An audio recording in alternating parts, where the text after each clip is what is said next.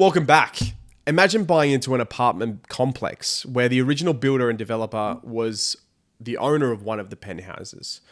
And years after the law would allow the executive committee to pursue them for the defects that they created, they turn around and sue the owners corporation for those very same defects. That story and more on today's show. Who would have thought a balcony could cause such a blow-up? There are concerns for hundreds of balconies across Victoria. Inspections of more than 300 buildings found 500 balconies with minor or major defects. It's like peeling an onion. For families in this unit block, the more they look, the more problems they find. The repair bill is likely to bankrupt them. Imagine moving into your new home and finding water pouring through the ceiling. And imagine having to fork out your life savings to fix it while the builder doesn't pay a single cent. Within months of moving into the vicinity towers, they noticed the first signs of building defects. If I were to tell you the actual names of the buildings that are involved in the stories that I tell on this show, it's likely to do more damage to the owners of that building because of the reputational damage that could occur than it would the actual person responsible for the problems we're discussing. So for that reason, these stories are going to involve buildings, but we're going to keep the anonymity of those buildings intact. Today's show is all about balcony waterproofing and sharing real stories and real problems, but the problem is only part one. We're going to divulge all the information about the problems and the case studies around these buildings today, and then we're going to do part two, the solution, in the next show.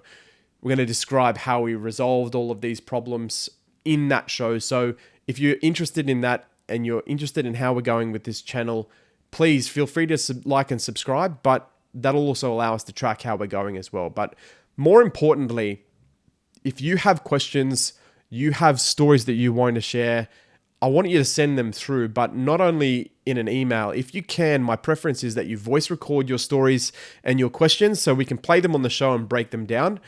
And of course, you can do a typical email as well. So if you have any questions or stories, please email them through to hotline@buildtheory.com.au and we'll get on to those in future shows. Our first case study today is a building that was completed in 2011. The preceding years after that building was completed, there was many complaints associated with the water leaks from the penthouse balconies into the sub-penthouses. And when I talk about those, the penthouses are literally on the top floor, and the sub-penthouses I describe are the immediate apartments directly below those.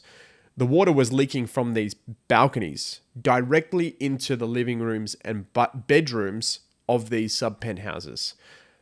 The OC attempted to pursue the builder developer who owned one of those penthouses, and they spent years of efforts and getting failed promises in return, to the point where the building ended up being beyond its statute of limitations to pursue the builder for these defects in the jurisdiction that it's in. And so when I talk about that, please don't assume that this applies everywhere and it applies to your building. As far as statute of limitations and the jurisdictional application of that statute goes, please discuss that directly with the solicitor. Now, naturally, there was heated AGM after heated AGM about these defects and these problems on an ongoing basis. And the OC eventually procured a price directly with a recommended builder. And I want to just underscore that term, recommended, because this happens all the time. It's through some kind of recommendation, but the structure is just wrong. And so they've effectively trusted that they would fix all of these problems once and for all. In 2022, the Owners Corporation raised a special levy over and above what their typical strata levies are, and spent approximately $500,000 on the remediation of these 4 penthouse balconies. Potentially one of their more fatal mistakes, as I sort of alluded to there, was that they didn't have any representation from a third party and simply trusted that the builder knew what they were going to do to fix the actual problem, or knew what they were doing, and that was going to be the case upon completion. After going through all the pain of construction, which involves removing the bedding and the tiles and all the noise associated with that work, and dealing with contractors on site and scaffolding in the way of many of the apartment balconies, the loss of amenity that's associated with having a builder doing works in an occupied building, the works eventually reached completion and they were handed over. The water no longer leaked into the sub-penthouses, and initially it was thought that the project was a success. And frankly, after spending $500,000 on a building remediation, it was a reasonable expectation. But then the owners of the penthouses themselves identified there was a new problem. Following the works, the owners realized this was a new water leak, and it was coming in and around the doors and windows of all 4 penthouses. As a result, the beautiful timber flooring that was installed into these penthouses was beginning to cup and bend. They went back to the builder that did the remediation work and asked them for an explanation, noting that the original builder owned one of the penthouses. For the duration of the works to remediate these balconies, they didn't have a tenant in that apartment. This was still the case upon the explanation that was requested of the remediation builder. So the remediation builder came into that vacant apartment, that vacant penthouse, and undertook an investigation in that as their use case. The builder then undertook 2 things, the remediation builder. They ripped up what they had done to the original builder's apartment. So there was no membrane, there was no bedding, no tiling, and they just basically left it as a demolition site, not removing all of that, but effectively just leaving it in piles on the balcony.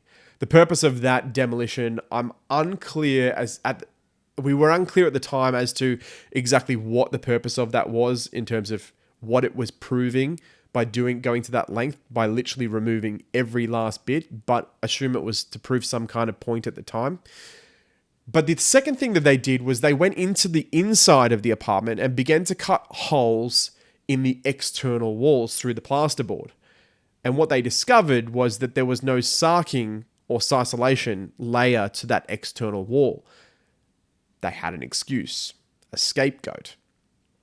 And so then we had a situation where the remediation builder was blaming the original construction for this new water leak. Namely, the missing ciselation or sarking that wasn't in that external wall. Their investigation concluded that to remediate this new leak, the building or the owners corporation would need to then fund another project and fix the roofing and cladding associated with this new problem. This didn't make 100% sense to the owners corporation in terms of what the scope was. So the executive committee decided that they would engage a third party to assist them in procuring the works for these new water leaks. The project manager that they engaged couldn't make sense of the story either. And noting that these leaks, were new and had not occurred until the completion of the balcony remediation, obviously they needed to make sense of it. While the project manager was engaged to undertake the procurement of cladding and roofing for this new project, they wanted to ensure that the outcome of the project actually matched the problem associated with what these works were supposedly meant to be solving. And so the project manager undertook some minor flood testing to see if they could replicate the problems to these penthouses that the owners were describing. They very quickly discovered that it wasn't a problem with the roof or the walls at all, but the builder that completed the balcony remediation simply didn't do it properly. In the meantime, as far as this story goes, you've got to remember the original builder who owns one of these penthouses has an apartment that can't be leased. They've got demolition material right throughout their balcony, and it can't be tenanted, not to mention the holes in the external walls. So this original builder developer then lodges a tribunal case against the owners corporation for loss of income associated with their apartment. The owners corporation's position was, well, you created this problem in the first place. So the resultant works that were looking to rectify the problems that you created shouldn't be our problem at all. And so they very quickly learned that the law saw that differently. And despite being the cause of the problem, a settlement was agreed on the basis of the report that the project manager undertook that articulated the problem was actually the balconies, and that they needed to be redone, re-remediated to solve the problem once and for all.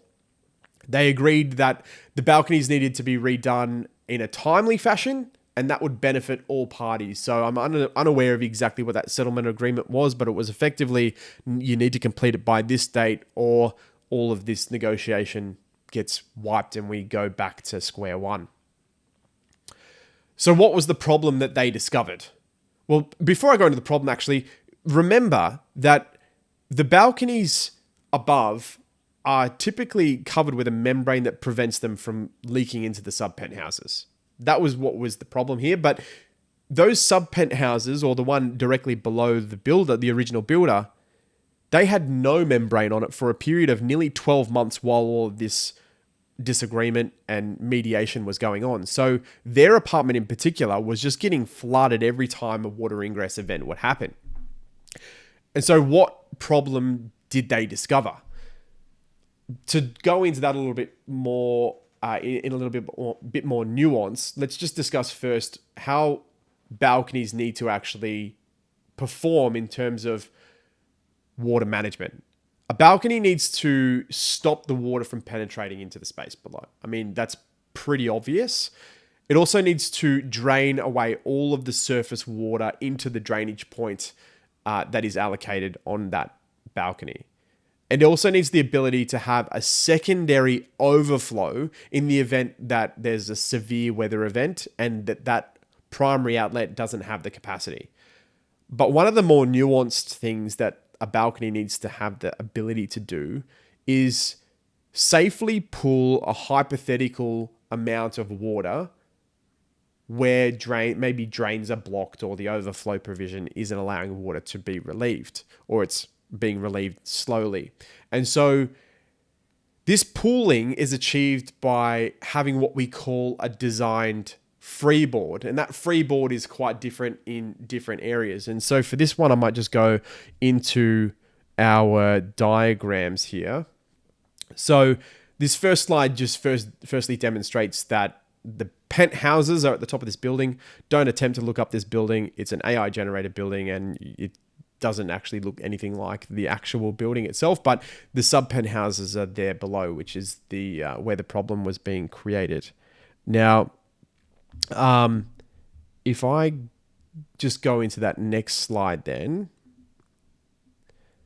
on the left-hand side, we've got a diagram that articulates how we would have expected the waterproofing membrane to be performing before the remediation works or the original remediation works occurred. And so this may or may not have been the case, but let's assume that for the time being. And at the bottom of this diagram, we can see that there's a blue line that goes underneath all of the bedding and tiles. It goes up a step, effectively, underneath the door frame, and then up an angle behind the door frame. That's the water stop.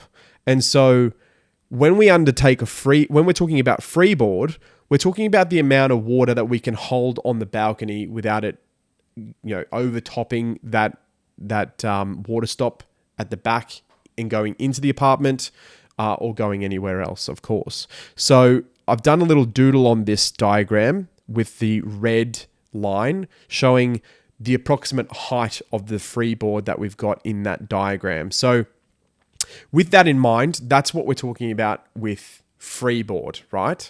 And so if we go to the next diagram, the next one demonstrates on the right-hand side here where there was a significant priority placed on falls to drainage. So if you look on the left-hand side, there was a kind of minor fall, and then on the right-hand side, they've increased the amount of grade towards the drainage outlets, and they've consumed all of the space that freeboard would otherwise be enabling on this particular balcony. So there's missing freeboard, and you can sort of see now where that measurement of freeboard is by the red lines at the top there. If you were to try and achieve that same height or same amount or volume of water above the new balcony remediated tiles, it simply would overtop into that apartment. But this is where we found the cause of the problem, is that not only were they not having adequate freeboard, but there was a discontinuous membrane. So the new membrane was applied underneath this bedding layer on the right-hand diagram, and it wasn't connected through to the water stop. Between the water stop and the bottom of the door frame was the original waterproofing membrane. So right there, between those two membranes, is the point of failure that we saw all of the water going through into the apartment. If we go to the next slide, we can see that this external tile is effectively at the same height as those timber boards on the inside there, which were looking to be damaged throughout any future storms and the like. So that is effectively what we're talking about in terms of what had happened on this particular balcony. And the way that we found it was super technical, of course. We stood there with a hose and sprayed it against the bottom of the door to demonstrate that this is where the problem is occurring. In high wind or high intensity rain events, the water would leak into the penthouse apartments. But this also caused confusion because it didn't happen in every rain event. And so naturally they couldn't create the relationship between cause and effect. If you'd like to see how we rectified this problem, or the project manager rectified this problem, tune into our next episode and subscribe so you don't miss it, of course. But fundamentally, this mistake cost the Owners Corporation another $600,000 to remediate. And the builder that undertook that remediation, you guessed it, they're out of business now, and there's no one to pursue to recover those costs. But on the positive side, at least the project manager undertook the due diligence to truly understand the problem before proceeding.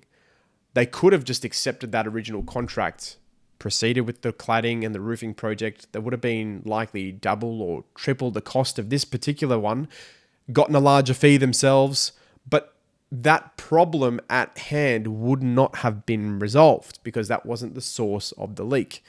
And I can conclude that the solution to the problem that was proceeded with did fix it in the end. We see this all too often. There's buildings that we see that have, for the most part, a pretty good rap and they've done a pretty good job, but there's significant evidence that the industry has a lack of understanding of being able to create this freeboard. In this next building, it was completed approximately 18 months ago. And while there are not any leaks yet at present, it has all of the hallmarks of it being a future remediation project because of the non-compliances that we found. Once again, we are looking at the junction between the interior and the balcony at that door threshold point. Now, if you're looking to undertake a waterproofing exercise as a waterproofer, there's a number of different options. And just to keep it simple, let's talk about them as paint on or sheet membrane. And each method has several steps required to be undertaken prior to the application of that membrane. Let's call it the preparation phase. And so the manufacturers publicly make these preparation requirements available, and they not only state what is required in their product data sheet, but they also provide checklists that break down all of those complicated requirements so that when a waterproofing contractor is doing the work, they can do it correctly and they can ensure that it is warrantable in the end. Because if you miss some of these steps, they can prove it. They can give evidence that this is what happens in the event you've missed some of these steps. And some of them are very obvious, by the way. and then that waterproofing membrane is actually not covered by the manufacturer's warranty in the first place. So let's have a look at some of these preparation questions in a checklist that one of the very common external waterproofing manufacturers makes publicly available. Firstly, the one there's about 20 different items here, but I'm only going to pull out a few. Are the weather environmental conditions suitable for substrate preparation? Now, the preparation of the substrate is going to be the preparation of the concrete or whatever is taking that membrane. And so when it talks about weather or environmental conditions, you've got certain products that can't be applied when it's too hot or too cold. And so this is effectively what it's prompting the applicator to think about before they go ahead and proceed. The second question I'll raise is the substrate clean and free of dust? In some of the preceding photos we'll look at, you can see that question was no, but they proceeded anyway. The next one, has the substrate moisture content been tested?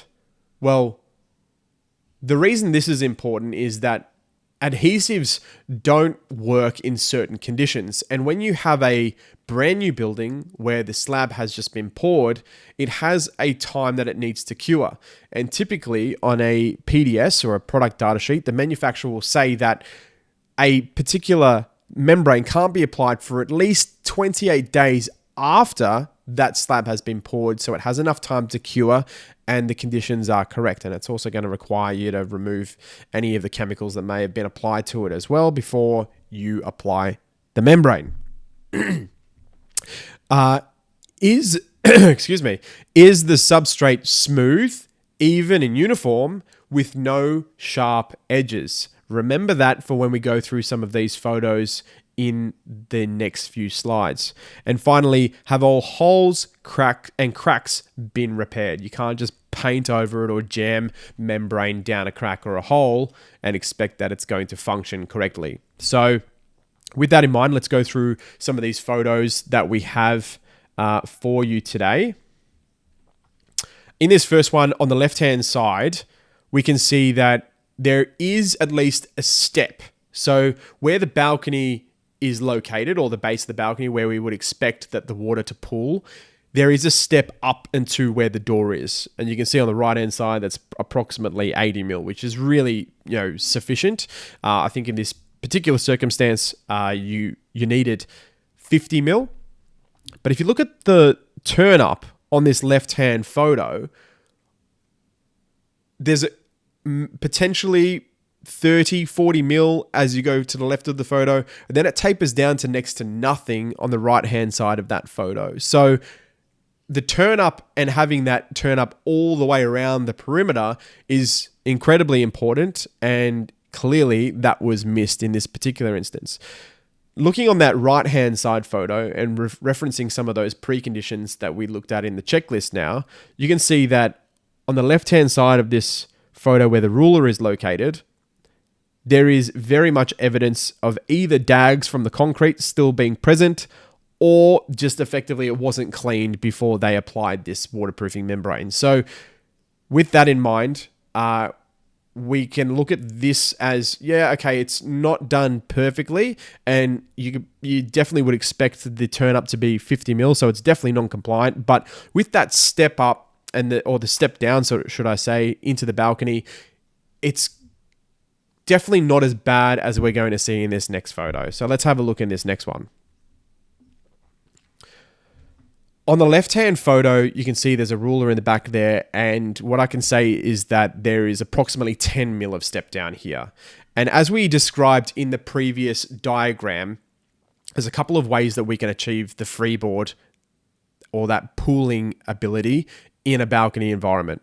We can undertake a step down, and so the pool could be entirely, or the freeboard could be entirely in that below the step or below the door. We could also do a combination of two different options, which includes waterproofing or continuing that waterproofing underneath the door and returning it up the water stop behind the door on the interior side. If you look at that previous diagram we showed, you can see that that blue line carries under the door and returns up. That can be considered as part of the freeboard calculation.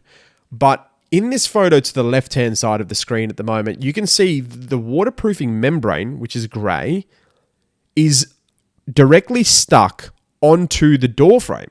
Now, if you had applied this membrane before the door was installed, then how is the membrane on the door? Well, the answer is that it wasn't installed before the door was installed. The membrane was applied after the door was installed, which leads me to conclude that this membrane doesn't continue under the door and onto the water stop. It ceases as we see it there. And then not only that, but in terms of the application and the preparation that was made to apply this particular membrane, on the right-hand side, we can just blatantly see concrete dags that have been painted over with this waterproofing membrane. And unless it was injected with a full bucket of membrane, we can assume also quite safely that that is not going to be consistent, and the continuity of that membrane is going to be terrible. There's sharp points, sharp edges. The surface hasn't been prepared. This is going to fail. Not only is it going to fail at the membrane, but in terms of the freeboard capacity, if this balcony is flooded at any point in time, and one would assume through the life of a balcony, that is reasonable to expect. In that event, this is going to fail.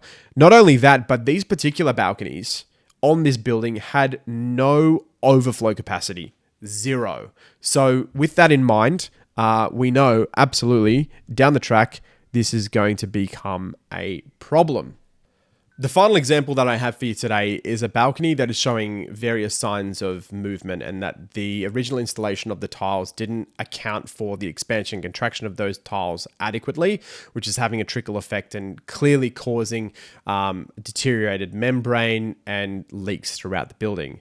I might also point out just now that in this example, this penthouse balcony is leaking into basically all of the floors below it. So it's not just affecting the sub penthouse, but all levels, including the commercial tenancy on ground floor. It's approximately 4 levels. Now let's just go and share the photographs. And I've selected a couple of photographs specifically so I can maintain the anonymity of this building. So there's not a whole lot of detail here, but on the left-hand side of this first screen, this was where we've undertaken a flood test. And so we've blocked up all of the drainage outlets and filled up this balcony, and we've looked at various elements around the buildings to see if we could see or verify that some of the problems we've already discovered, or potentially new problems that haven't yet been raised, are being caused as a result of a failed membrane to this particular penthouse.